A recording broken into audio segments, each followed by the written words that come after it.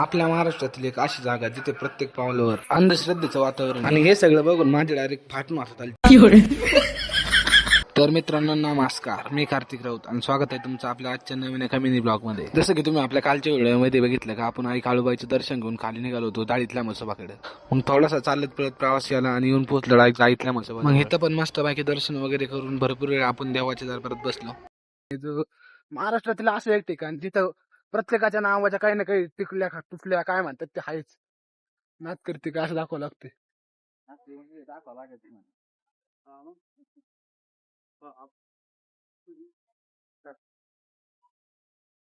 तर मित्रांनो तुम्हाला पण एखाद्याचा गेम करायचा असेल तर द्या आणि मस्त आहे की 50,000 रुपये पुजाऱ्याला द्या आणि त्याचा कार्यक्रम लावून टाका. त्याचा गेम होणार की नाही ते आपण नाही सांगू शकत भाऊ, पण इथलं हे दृश्य पण आपले 100% पाठवून वाटत आले ते. त्याच्यामुळे आपण जास्त पंचायती न करता शास्त्रले घेतलं, कारण की आपण जर जास्त वाढव पंचायती केल्या तर आपल्याला आपल्या रम्य व्हायला बस, कारण की हे दृश्य जितकं बेकार आहे.